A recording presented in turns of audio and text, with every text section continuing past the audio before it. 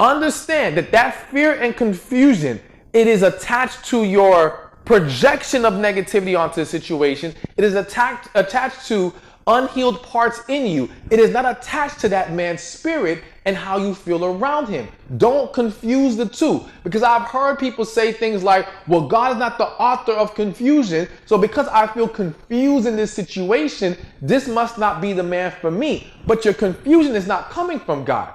It is coming from your fears. It is coming from your own heart, your own mind, trying to understand what's going on rather than leaning on God's understanding of the situation. And I'm going to shed a little bit more light on that in key number 3. But the point is, do not confuse those two things. Do not confuse outside noise with how you feel with the individual. Same thing with the men.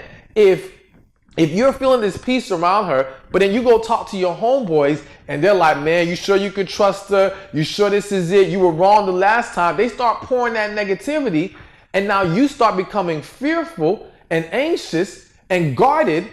Again, don't put that on her, because she did not make you feel that way. Your fears did. Your homeboys did. Your projected negativity did. This is where a lot of people get it wrong.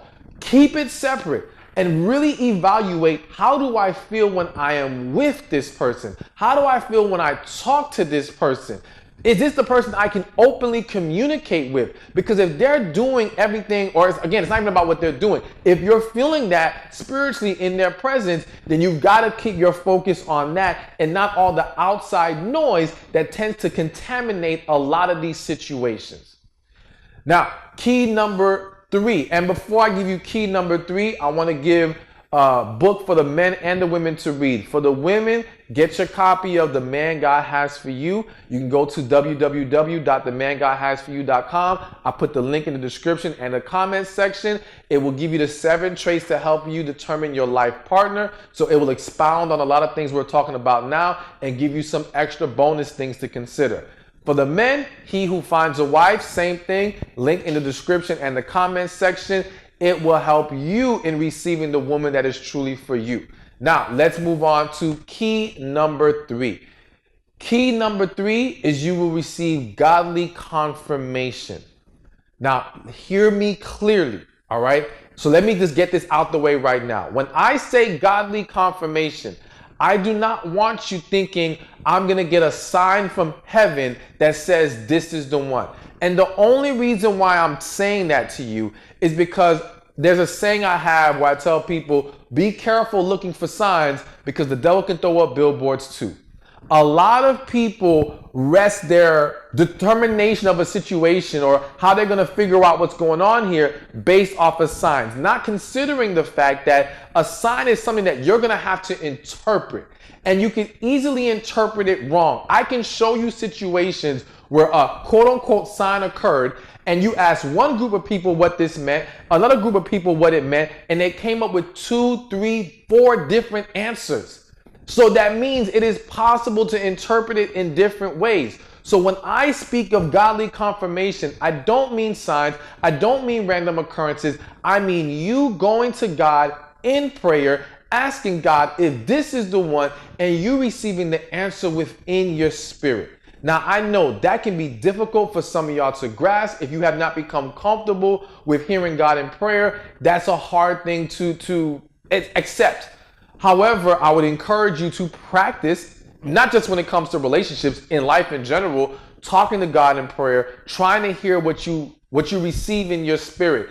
And if you're struggling to hear, considering fasting. If you followed me for a long time, and you know I'm big on fasting, and fasting does help you draw closer to God and gain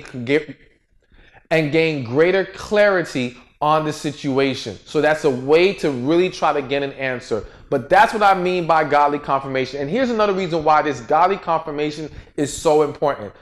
When I sit down and I've coached people who have been divorced, men and women, and I ask them, did you ask God if you should marry this person? 90% say no. The other 10% say, I asked God, He told me no, and I married them anyway. It shows a clear pattern of people skipping the step of godly confirmation or accepting the answer God gave them. which is why we see one of the reasons why we see so many failed relationships, so many mismatched people who don't belong together. And a bad relationship will create more bad relationships because that dysfunction will now pour over to the kids. It can pour over to family and friends. It can have a very negative impact on the world, which is why if I'm the devil, I love seeing, not saying I am, but the devil would love seeing bad relationships because it has a domino effect. Which is also why I would not, if you're the devil, want to see good ones, because good ones have the opposite effect. Healthy relationships breed more healthy relationships. They start to have a positive impact, which is why relationships are so important. Which is why we have to be very careful about who we set ourselves up with, who we align ourselves with, who we allow into our lives, because it can push us in the right direction or the wrong one. So it's important that you understand these things. Now, again, always, if you want to make it easier for you to identify your soulmate, heal. Heal from your past, because when you have not healed, you're essentially trying to see this world through broken glasses and you can't see straight. But by healing, you will fix your vision. You will be able to clearly see who is for you, who is not. You will be able to recognize and properly address unhealthy or toxic situations. So it's important that healing is a part of the process. But to do a quick recap, again, you want to make sure you can be yourself with them. You want to make sure that you feel peace for the men or safety for the women. And you want godly confirmation. Now, yes, we can go even further and talk about some other pieces to this puzzle, but I do believe those are the three big ones that have to be in place. Hey, thank you for watching this video. Be sure to check this one out right here, and I'll see you there. Relationships are the key to a successful life. But there's 5 areas that we have to be mindful of when it comes to relationships. There's relationship with God, relationship with ourselves, relationship with family and friends,